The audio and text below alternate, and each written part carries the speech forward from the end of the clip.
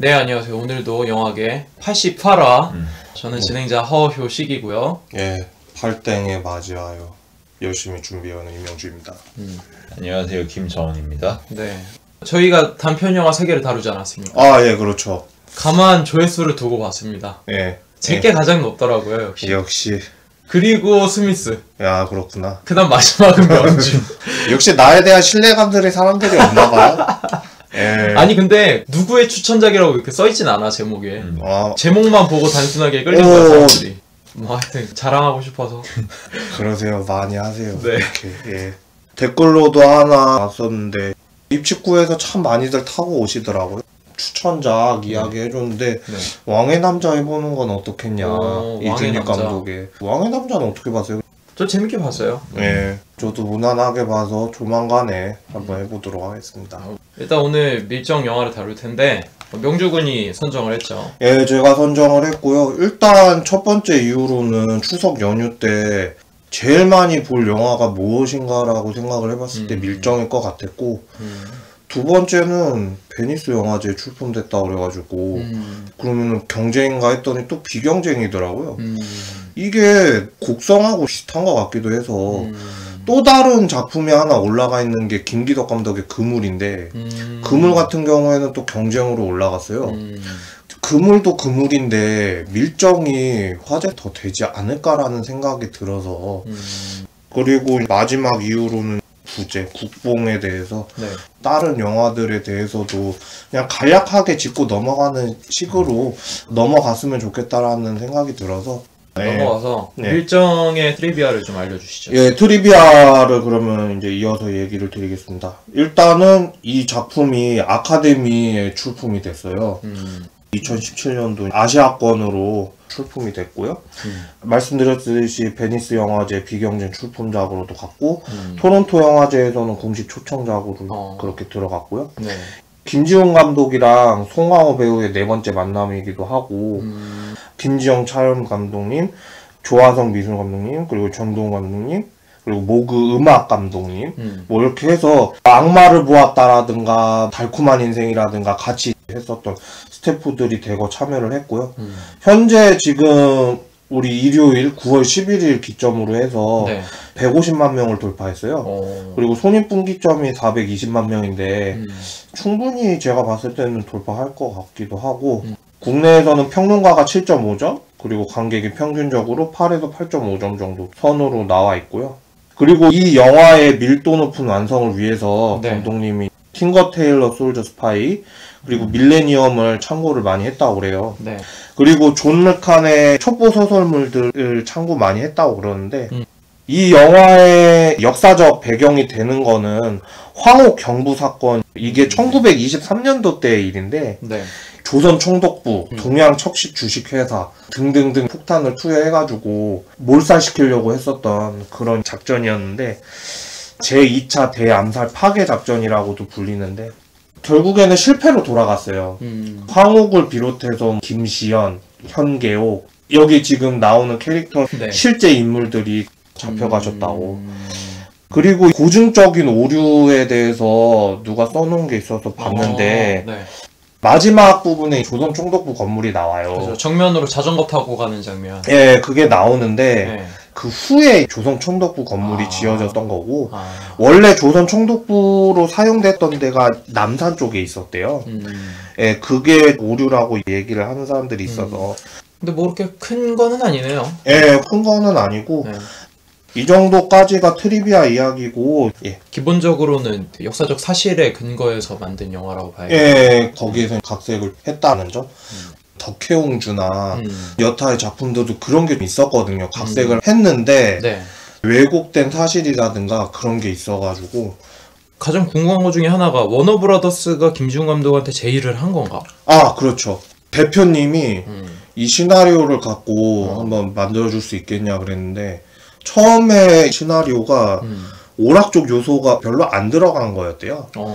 역사적 사실로 그냥 쭉 밀어붙이는 그런 시나리오였다고 그랬는데 김지훈 감독을 선택했던 이유가 놈놈놈, 좋은 놈, 나쁜 놈, 이상한 놈 그런 오락적 요소 이런 거를 가미시켜주지 않을까 대표가 선택을 했고 워너 쪽에서도 흔쾌히 수락을 해서 김지훈 감독한테 추천을 하게 된 거죠.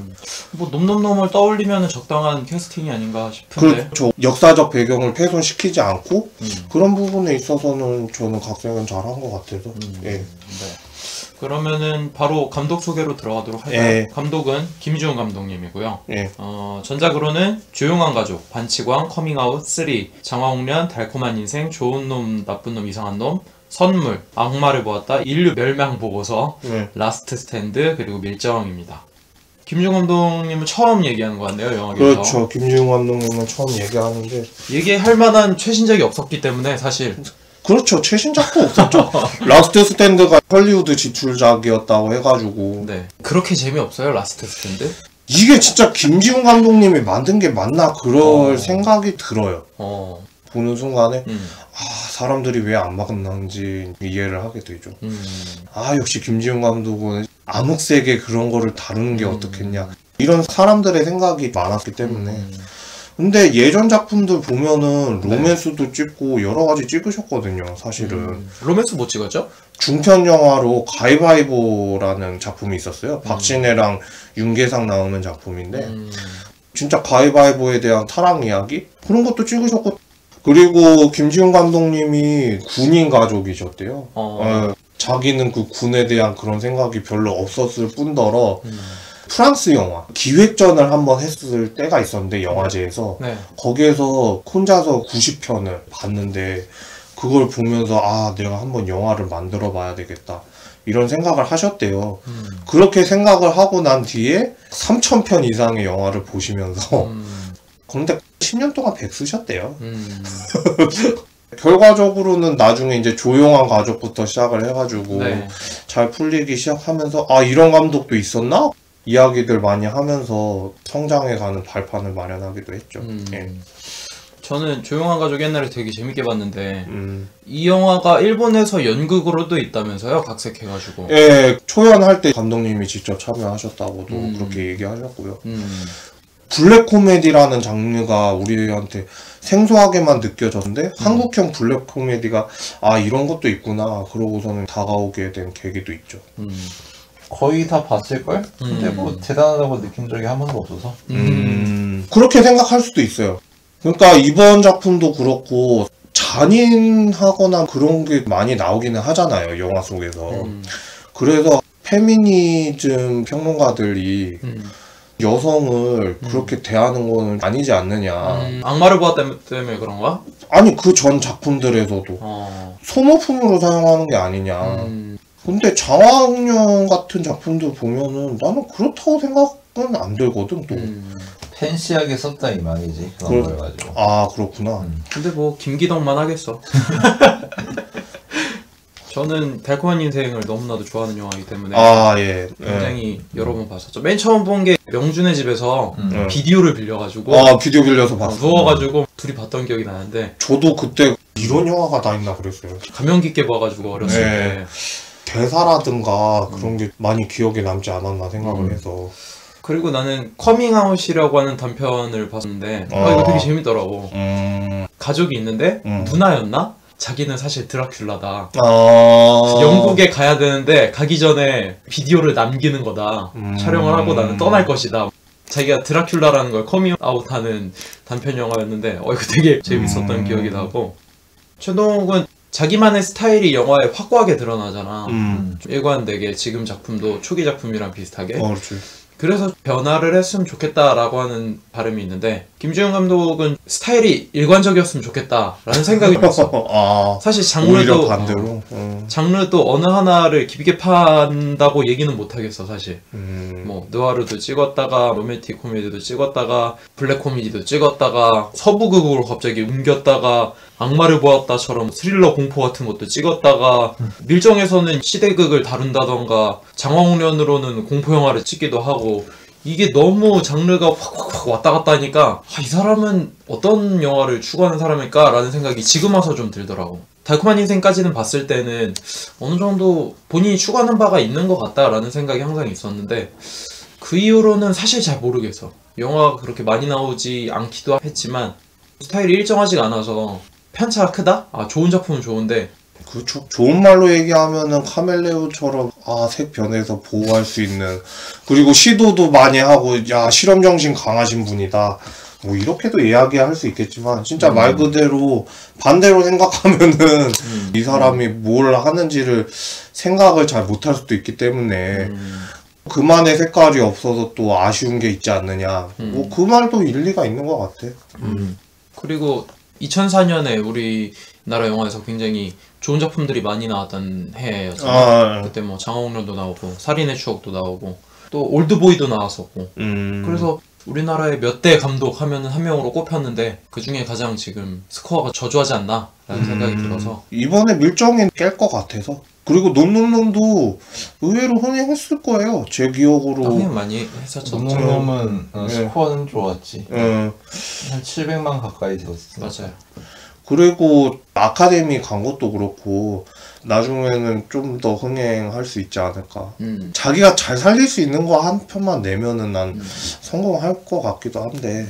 박찬욱이 헐리우드에서 찍은 영화잖아요. 뭐 스토커였죠? 스토커였나요? 네, 스토커. 그거보다 더 잘 빠진 영상미가 있는 작품이 나오지 않을까 내심 기대했는데 많이 아쉬운 결과네요. 네, 그렇죠. 라스트 스탠드가 아쉽게 돼서. 네. 그 뒤로 많이 잊혀져 있었던 거 아닌가라는 생각이 들긴 하거든요. 그러면 감독은 이 정도까지 얘기하도록 하고 네. 배우들로 넘어가도록 하죠. 네. 이정출 역할을 맡은 송강호, 초록물고기, 넘버3, 조용한 가족, 쉬리, 반치광, 공동경비구역 JSA, 복수는 나의 것, YMCA 야구단, 살인의 추억, 효자동 이발사, 남극 일기기, 괴물, 우아한 세계, 미량, 좋은 놈 나쁜 놈 이상한 놈, 박쥐, 의형제, 푸른 소금, 하울링, 설국열차 관상, 변호인, 사도. 우리가 처음 다루는 건가? 네, 송강호 처음인데. 그렇구나. 저는 그렇게 좋아하진 않아요. 왜? 13년 전에 사인을 안 해줘가지고. 14년 전에 무슨 일이 있었던 거야? 무슨 영화 때문에? 그러니까 제가 시상식장을 어디 갔는데 사인을 한번 해달라고 그랬는데 사인을 안 해줬어. 나중에 해주겠대. 기다리고 있었지, 어린 마음에. 또 어린 마음에 기다리고 있다가 딱 갔는데 경호원이 탁 하고 맞는 거지. 결국에 못 받았어요. 마음의 상처로 남았구나. 예, 이게 10년이 넘어도 상처가 되긴 되더라고요. 진짜로. 그 뒤에 황정민이라든가 다른 분들한테 사인 받으신 분들, 그분들을 더 응원하게 됐죠. 뭐 어쨌든 간에 제일 먼저 각인됐을 때가 넘버3였죠. 그쵸. 말 더듬으면서 그렇게 했던 연기가 갑자기 화제가 되기 시작을 하면서 JSA라든가 그런데 나오면서 입지를 굳혀가기 시작하면서 살인의 추억에서 정점을 찍지 않았나. 기가 막히게 잘한다? 연기력만큼은. 넘버3 할 때 연기 있잖아. 배신이야 배신. 근데 그 대사 치는 거를 누가 리믹스를 해놔가지고 옛날에 맞아. 이지2DJ 같은 그래 맞다 비트맨이야. 그래 그걸로 음악으로 만든 거 어떤 놈이 중학교 때 그거를 했던 기억이 나. 그래서 난 이 배우를 모를 수가 없었어. 그 리듬 게임을 되게 좋아했거든. 배신이야. 그걸 또 리믹스를 해갖고. 근데 시대극을 찍은 건 많이 늦었거든. 관상이 처음이었는데 어색하지 않겠느냐 이런 관객들의 시선도 있었는데 다 불식시켰지. 나는 올드보이 코멘터리인가? 그때 참여해서 얘기했던 게 기억나는데 그때 송강호가 얘기하기를 결국 핵심 메시지는 우리는 다 알고 사랑했는데 너네는 다 알면 사랑할 수 있겠냐. 우린 당당하다. 그게 이 영화의 핵심인 것 같다고 얘기하니까 박찬욱 감독이 역시 송강호 배우는 진짜 똑똑하다고. 그리고 처음에는 조폭으로 시작했는데 점점 우리나라 중년 아저씨 같은 느낌이 들어가지고 그렇죠. 거기에 사투리 섞어갖고 구수하고 감칠맛 나는 연기? 근데 변신이 필요하지 않을까라는 생각에 푸른 소금 같은 걸로 변신을 했는데 참 당황스러울 정도로 망해가지고 폭삭 망했죠. 뭐 스미스는 아무래도 살인의 추억을 빼놓을 수가 없을 것 같고 많은 사람이 살인의 추억에서 밥은 먹고 다니냐나 강간의 왕국이라든가 아니면은 경운기 등을 꼽는데 나는 현장 검증 씬에서 경운기 말고 논두렁 꿀 발랐다 이것도 아니고 송강호가 분개하는 대사들이 굉장히 인상 깊었거든. 감식반 이 개새끼들 뭐 오지도 않고 지금 상황 개판이다 이런 식으로 쭉 늘어놓는데 그걸 보면 과장이 전혀 없어. 영화적인 자기성이나 그런 게 전혀 느껴지지 않기 때문에 굉장히 자연스럽고 연기를 가장 잘했던 작품이라면 미량을 꼽고 싶은데 미량은 많이 얘기했었지. 여기서 송강호 연기는 그야말로 스크린 위의 감독 같은 인상이었기 때문에 엄청난 표현인데? 주연은 전도연이기 때문에 전도연에게 초점이 맞춰져 있지만 그치. 종찬이 밀양의 전반적인 정서를 캐릭터로서 집약해서 보여주는 맛이 있는데 마치 이 밀양을 비밀스럽게 감싸고 있는 신의 손길처럼 종찬의 존재감이 그 모든 것을 감싸고 있는 인상을 줘야 되는데 그걸 송강호가 정말 잘했다는 생각이 들고 최근 작품들은 철국열차부터 해서 관상, 변호인, 사도 계속 줄줄이 성공 거두면서 송강호가 한국 배우 원탑으로 거의 굳혀진 거긴 한데 뭐 큰 인상은 못 받았어 사실. 저는 무한세계 때가 떠올라서 많은 사람들이 떠올리실 거예요. 라면 먹는 씬에서 그 비디오 보면서 그 없잖아. 그런데 진짜 불쌍하다라는 생각이 정말 저절로 들게끔 연기를 해서 나도 우아한 세계를 꼽고 싶은데 이거는 송강호 아니면은 못 걸어갔을 거라는 생각이 들더라고 영화가. 전체적인 톤도 그렇고 이거는 송강호 아니면은 소화 못할 것 같아 어떤 배우가 와도. 그리고 변호인 같은 건 치트키가 아닌가라는 생각이 들어. 사실 심파적인 요소도 있긴 하지만 송강호가 하면 오그라드는 심파로 또 안 다가오잖아. 그러다 보니까 굉장하다는 느낌이 들었는데 마지막에 변호할 때 소리치면서 하는 그 장면 있잖아. 그 장면에서는 상업적인 연기로 빠져가는 것 같은 느낌이 다가와서 그치. 안타깝다라는 느낌이 들더라고. 그러니까 참 되게 특색 있고 개성 있는 이상한 놈이라는 말이 되게 어울릴 정도의 배우였는데 대중적으로 만들어서 아쉽다라는 느낌이 들더라고. 그럼 넘어가도록 할까요? 예. 네. 다음 배우는 김우진 역할을 맡은 공유. 작품으로는 동갑내기 과야기, 그녀를 모르면 간첩, 잠복근무, S다이어리, 김종국 찾기, 도가니, 용의자, 남가여. 저희가 부산행을 통해서 한번 소개를 했죠 최근에. 그렇죠. 2016년도 노젓고 있는 배우 한 명 꼽으라고 그러면 공유를 꼽을 수가 있겠죠. 맞아요. 부산행을 그렇게 욕을 했지만 결국에는 1150만 명인가 그렇게 모았을 거예요. 커리어에 있어서 2016년도가 제일 뜻깊은 한 해가 되지 않을까 그런 생각은 좀 들어요. 예. 요즘에 내가 찝은 거 중에서 흥행 안 한 건 별로 없구나. 맞아요. 그런 생각도 들긴 해요. 예. 돈이 곧 예술이지 뭐. 그렇지 뭐. 이런 나쁜 놈의 자본주의 세상. 명주 말대로 요즘 한창 브랜딩 가치가 쭉쭉 올라가지고 브랜딩 가치 좋다. 나는 개인적으로 궁금한 게 카누 그 광고를 항상 했었잖아. 계속 할 수 있을까라는 생각이 들더라고. 뭔가씨 굉장히 뛸 것 같아서. 디스커버리 아웃도어 브랜드 있잖아요. 그것도 지금 모델 하고 있다고 하긴 하는데 어쨌든 간에 뭐 알아서 잘하겠죠. 밀정까지가 이번 연도 마지막이지 않을까라는 생각이 드는데 근데 밀정에서 이전 출보다는 덜하지 않았나 그런 생각도 들고 이번 연도에 나무주연상은 못 받을 것 같아요. 제 생각에는. 개인적으로 영화 보면서 역시 잘생겼다. 인정? 단하루로 살 수 있다면 원빈이나 정성이 아니라 공유로 살아보면 재밌을 것 같다라는 생각이 들어. 기럭지로 보면은 뭐 드라마 좀 나왔으면 좋겠는데 이제. 드라마? 이제 문것이 너무 뛰어서 드라마 안 나오려나? 도깨비라는 드라마를 지금 맞아요. 캐스팅 돼서 연기하고 있어요. 예. 드라마 나와야지. 하여튼 나한테 이미지가 너무 좋아서 잘생겨서. 네, 넘어가도록 하겠습니다. 네. 하시모토 역할을 맡은 엄태구 배우. 전작으로는 연애결혼, 유숙자, 촌철살인, 가시, 무서운 이야기, 숲, 은밀하게 위대하게, 동창생, 인투기, 소수의견, 인간중독, 살인캠프 차이나타운, 베테랑 등에 나왔습니다. 목소리 약간 두꺼우신 분이죠? 그렇죠. 네. 젊으시고 네. 저희 형이랑 나이가 똑같더라고요. 83년생이신데 이 사람이 독립영화계에서 많이 하신 분이라서 특히나 제가 인상 깊게 봤던 거는 잉투기라는 작품이었는데 잉투기에서도 배우들이 지금 상업영화나 드라마 같은 데 많이 나왔어요. 응답하라 시리즈에 나온 류혜영 같은 경우도 그렇고 엄태구 같은 경우에도 차이나타운이라든가 여러 가지 작품들 하면서 얼굴을 많이 알리기는 했는데 사람들이 이름은 잘 몰라요. 그게 아쉬워서 목소리도 두꺼울 뿐더러 근데 나쁜 역할만 맡은 게 아니거든요 사실은. 단편에서는 파스쿤의 이재호처럼 그런 역할도 많이 했는데 악역 이미지로 굳혀지는 것 같아서 아쉬운 감이 들어서 많이 알려졌으면 하는 바가 또 크고 하시모토라는 그런 역할도 송강호에 전혀 꿀리지 않고 그렇게 연기하는 거 보면은 저는 좋았다고 봐서. 난 궁금한 게 원래 다른 영화에서도 목소리 이렇게 해?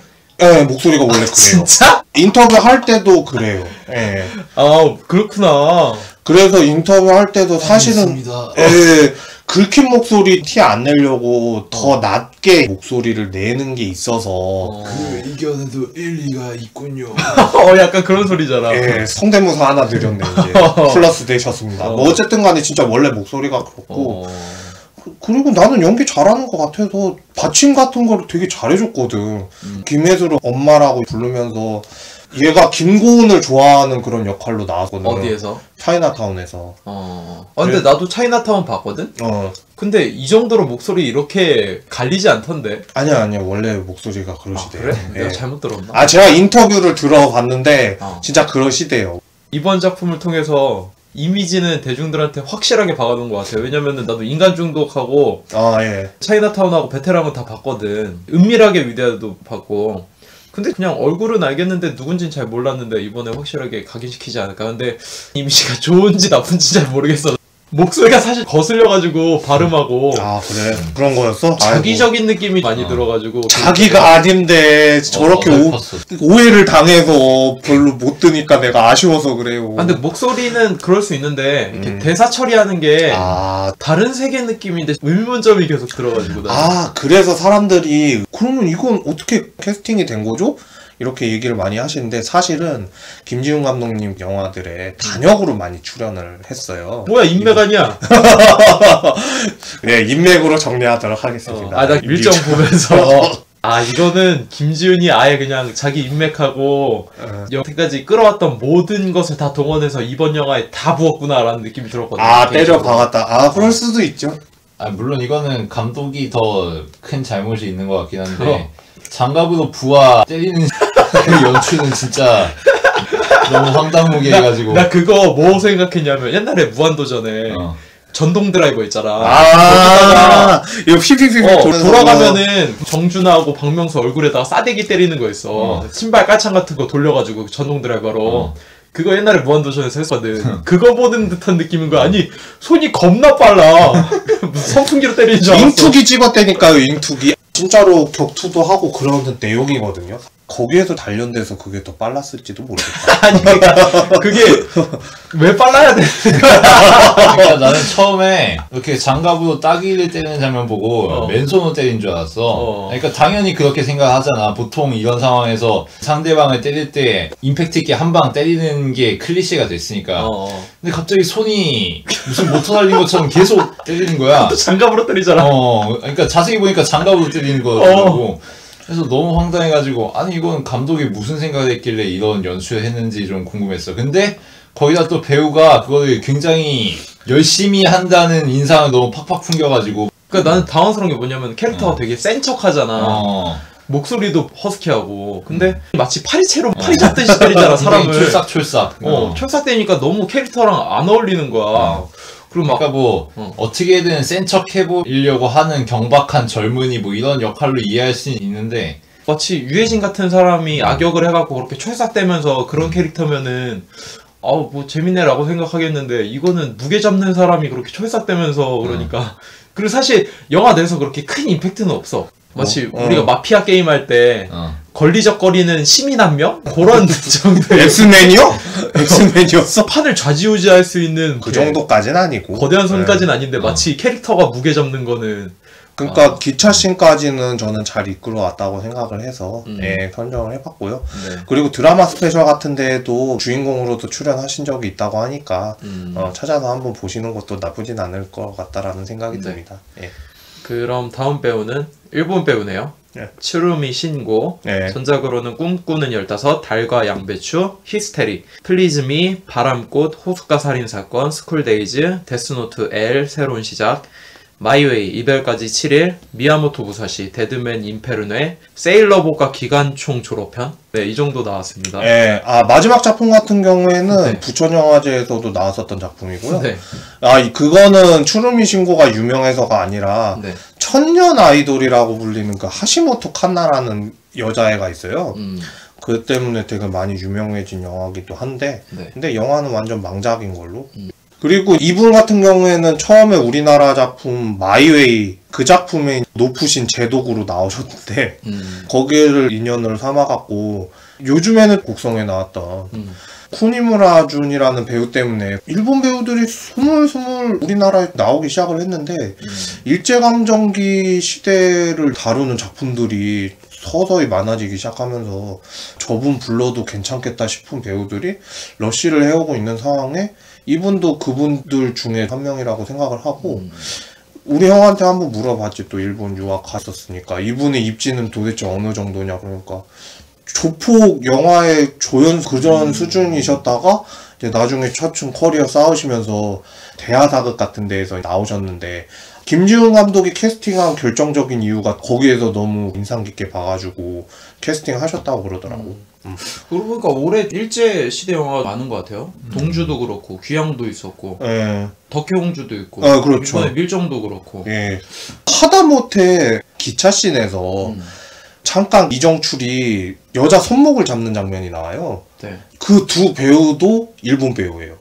저는 한국 배우인 줄 알아. 그 술 먹으러 잠깐 식당 잠깐 그 단역조차도 일본 배우분들이셔갖고 나도 의아해했어. 되게 한국인처럼 생기셨던데. 그러니까 나도 놀래가지고 일본 배우분들이셨구나. 근데 뭐 그래가지고 광복 70주년이었나? 하여튼 작년이었죠. 근데 나는 사실 작년에 내심 이런 영화들이 많이 나오길 기대했었거든. 근데 올해 많이 나온 거 보니까 뭐지 71주년이 더 기념비적인 건가? 70주년이 난 더 기념비적일 거라는 생각했는데 그러니까 의외였어. 그러니까 이게 어떻게 트렌드가 됐는지 모르겠어요. 인천 상륙작년도 있었네 생각해보니까. 그렇지. 올해 나왔던 작품 중에도 또 그게 또 있었죠. 근데 나는 이게 좋다고 판단되지는 않아요. 정치 개입이라든가 난 꼭 그런 거 들어가 있을 것 같아서. 그리고 뭐 영화적으로도 얘기할 수 있는 게 뻔하잖아. 근데 거기에다가 심파를 플러스 시키니까 우리나라 일반 관객들이 볼 영화도 별로 없는 뿐더러 강요받고 있다라는 느낌도 들어서 좀 그런 부분에 있어서 좀 아쉽다라는 생각이 계속 드는 거지. 그러면 다음 배우로 넘어갈게요. 연계순 역할을 맡은 한지민 배우. 작품으로는 청년, 해부학교실, 조선명탐정, 각시투구꽃의 비밀, 플랜맨, 영린, 장수상해 등에 나왔습니다. 제가 영화 커리어만 적어서 그렇지 드라마로는 그쵸. 드라마 커리어가 더 화려하시긴 하죠. 근데 영화 커리어는 기억 남는 작품이 없었는데 조선명탐정에서 처음으로 악역을 맡았죠. 제일 웃긴 거는 우리 엄마 감상평이었어. 한지민이 고문당하잖아요. 영화 속에서. 그래요? 아니 근데 쟤는 고문당해도 어떻게 저렇게 이쁘냐고. 이게 감상평이었어요. 이번에 밀정에서 보면서 관객들도 그런 걸 느꼈나봐. 그냥 고문당해도 이쁜 것 같다고. 고문당할 때 송강호가 지지잖아. 근데 볼에 살짝 떼는 게 보이는 거야. 그렇지. 완전 눌러버리는 게 아니라. 그러니까 그럴 수 있지 당연히. 실제로. 근데 만약에 진짜 리얼했다면은 볼이 이렇게 눌리는 게 보일 정도로 밀었을 텐데. 그래서 그거 처리는 저렇게까지는 뭐 안 하네. 그 흠이라는 게 아니라 그렇구나 그러고. 나는 조선명탐정에서 판무파탈로 나올 때 신봉선 얼굴이 자꾸 흐릿흐릿하게 보이더라고. 그래서 이쁘긴 이쁜데 왜 자꾸 신봉선이 그런 컨셉으로 많이 개그를 치잖아. 봉선유 최강자라고 하지 보통. 그치. 그래서 참 방해가 됐고. 플랜맨도 봤는데 정정이 플랜맨 자기 시간 딱딱딱 지키는 사람인데 한지민을 통해서 그 계획이 어긋나면서 삶의 자유를 찾는 뭐 그런 연기였는데 뭐 영화가 워낙 그래서 그냥 그랬다 느낌이 있고. 봉사 활동을 되게 많이 하잖아. 그렇죠. 항상 광고 나오면 한지민 얼굴이 많이 보여가지고 이미지가 좋은 것 같아. 순백의 아름다움 뭐 그런 거 있잖아. 아까 전에 내가 얘기했던 뭐 순수 그런 게 너무 이미지가 강해서 그런가? 그래서 밀정 보면서도 처음에 얘기했던 그 소모품이라는 생각이 많이 들었던 게 비중이 여성 의열단 역할 치고는 부족하지 않았느냐 이런 평가들이 많더라고. 근데 감독이 정해준 역할이 딱 그 정도라서 한지민이 뭐 어떻게 연기를 할 건덕지가 없었어. 그리고 나는 딱 그 정도가 적당했다고도 보여졌고 한지민이 왜 나왔는지도 모르겠어. 아, 그 정도? 그 역할은 굳이 다른 사람와도 전혀 상관이 없잖아. 잘 모르는 조연이 와도 이야기 흐름에 방해가 되지 않잖아. 공유랑 한지민이랑 썸이 있었다. 그게 이 영화에서 그렇게 중요한 요소는 아니잖아. 그렇기 때문에 이건 그냥 한지민을 캐스팅 해놓고 배역을 만들어준 거겠지. 아, 그런 거 같아? 부산행에서 소희 나온 거랑 크게 다르지 않는 것 같아. 그러니까 아, 소희 그래? 역할이 아무나 가능하잖아. 그러니까 한지민의 역할도 아무나 가능한 거니까 한지민도 나와요. 아 그렇구나 가서 봐야겠네. 뭐 이 정도. 그거 말고 잘 모르겠어. 다음 배우들 여러 명 있는데 뭐 예, 김혜령 역할의 신성록이라든가 허철주 역할의 김동영, 그리고 심상도 역할의 고준, 그리고 주동성 역할의 서영주 등등 배우들을 언급하고 싶었던 이유는 뭐냐면 요즘에 영화라든가 드라마에 조금씩 나오시더라고요. 그러니까 그 한지민을 못 날려서 방어하려던 배우 이름이 고준이라는 배우인데 요즘에 혼술남녀라는 드라마에 나오세요. 열정적인 강사긴 한데 패러디하고 성대모사 하면서 가르치는 하원 강사 역할로 나오시는데 그분이라든가 아니면은 김동영 배우 같은 경우에는 위대한 유산이었나? 새 친구들이 나와가지고 코미디 영화를 찍었던 게 하나 있었거든요. 하여튼간에 그렇게 코미디 영화에서도 나왔고 이번에 또 드라마에서도 나오거든요. 기사라든가 그런 데에서 많이 언급되는 배우들이라서 그리고 이 배우들이 중추적인 역할을 아닐지라도 그래도 옆에서 많이 도와주는 역할이라든가 나중에는 배신을 때리는 애가 한 명 나오잖아요. 주동성 역할로 나왔던 서영주 배우 같은 경우에도 그렇고 많이 언급이 돼서 한 번쯤은 이분들도 기억을 해주십사 하고 그냥 한번 언급해봤어요. 나는 이 영화에서 제일 어색했던 사람이 주동성 역할을 맡은 서영주. 아, 서영주? 질책하잖아. 너가 부른 거 아니냐고. 근데 거기서 나 아니라고 할 때 이게 뭐지? 내가 지금 김지훈 영화 보는 거 맞는 거 같은데 이게 무슨 대학생들 독립영화 찍는 거 보는 거 같은데 싶을 정도로 너무 어색해서 그때 난 너무 깜짝 놀랐어. 이게 지금 뭐 하는 짓이지? 그럴 수도 있었겠구나. 그래서 이 사람이 생긴 것도 꽃미남스러운 스타일이잖아. 그래서 난 이 역할에 민찬기가 들어갔으면 어땠을까? 우리 프로게이머셨던 내 군대 동기. LIPGR 커뮤니티 있지. 내 경우는 민창기도 연기력은 그닥 그래서 이 정도 할 거면 그냥 민창기 써도 상관없을 것 같다라는 느낌. 커뮤니티만 하실 수 있는 분 아닐까? 그러니까 나이가 굉장히 어리더라고 서영주 씨가. 근데 민창기랑 비교했을 때 민창기도 동안이라 그냥. 근데 지금 거의 처음 작품이라 가지고 뭐 물론 독립 영화라든가 그런 데는 좀 나오셨긴 했지만 그래서 뭐 김동현 배우라든가 고준 배우도 나중에 이제 요즘에 이제 조연 배우들도 많이 사실은 제가 개인적으로 봤을 때는 좀 노쇠화됐다. 좀 그런 것도 좀 있거든요. 좀 많이 우려먹기 식으로 나오는 거 아니냐? 뭐 이런 이야기도 좀 있어서 이런 배우들이 나중에 차세대 이제 신 스틸러들이 되지 않을까 그런 생각이 들어서. 신 스틸은 했어요. 굉장히 눈이 썩었거든요. 귀랑 눈이 썩었어요, 진짜. 진짜 소위 보는 줄 알았어요. 미안하다. 언급해서 미안하다. 어쨌든 간에 실패를 딛고 나중에는 또 성공할 수도 있는 거고 그럴 거라는 생각 때문에 언급해봤습니다. 난 한 명 배우 더 언급하고 싶은데 박웅 역할을 맡은 백인권이란 배우가 있어요. 누구냐면 아까 장갑 싸대기 맞을 때 그 왼쪽에 있던 사람이에요.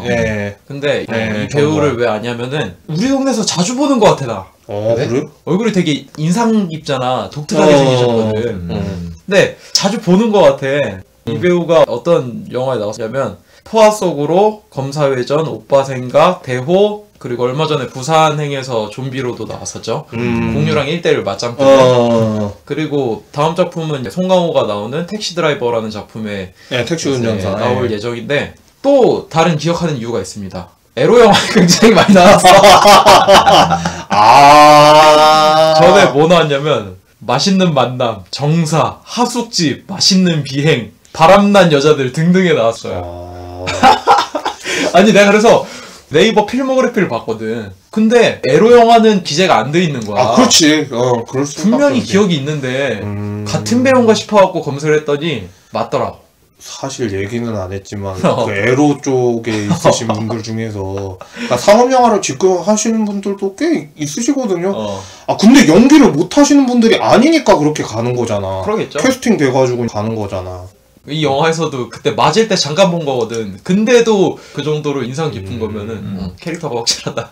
그 정도. 그러니까 이런 배우들도 커리어를 쌓아야 되잖아요, 사실은. 그런 재미로도 영화를 보는 요소라고 생각해서 네. 조금이라도 기억을 해주십사 하는 마음은 있죠. 네. 네. 백인권 배우님 응원합니다. 네. 뭐 이 정도로 1부를 마치도록 하고 2부에서 본격적으로 영화에 대해서 이야기를 나누도록 하겠습니다.